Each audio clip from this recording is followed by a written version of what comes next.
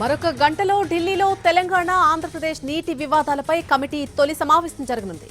ఈ సమావేశంలో రెండు రాష్ట్రాల మధ్య కొనసాగుతున్న నీటి వివాదాలపై చర్చిస్తారు.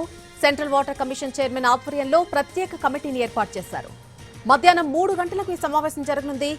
ఏపీ, తెలంగాణ రాష్ట్రాల మధ్య నీటి వినియోగం, నిర్వహణ, ప్రాజెక్టులకు సంబంధించిన వివాదాస్పద అంశాలపై చర్చించనుంది ఈ కమిటీ.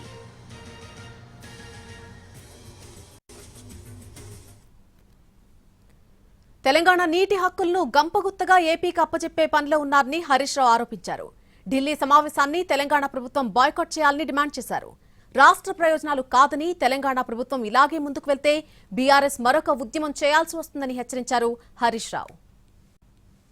తెలంగాణ నీటి హక్కులను కాలరాయడానికి ఆంధ్రప్రదేశ్ ఒత్తిడితో కేంద్ర ప్రభుత్వం నిర్వహిస్తున్న ఈ రోజు ఢిల్లీలో జరగనున్న సమావేశాన్ని బాయ్కాట్ చేయాలని బీఆర్ఎస్ పార్టీ డిమాండ్ చేస్తుంది. ఎందుకు బాయ్కాట్ చేయమంటున్నాం? నువ్వే రాసిన ఉత్తరం.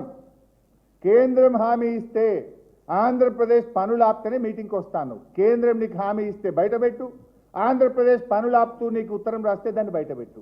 ఆ రెండూ జరగకుండా నువ్వు డూడు బస్వన్న లాగా తల ఊపడానికో, దొంగ చేతికి తాళపు చేయిలిచ్చి తెలంగాణ ప్రాజెక్టులను వ్యతిరేకించిన ఆదిత్యనాథ్ దాస్ను ఇవాళ నువ్వు ఢిల్లీకి పంపడం అంటే తెలంగాణకు ద్రోహం చేయడమే.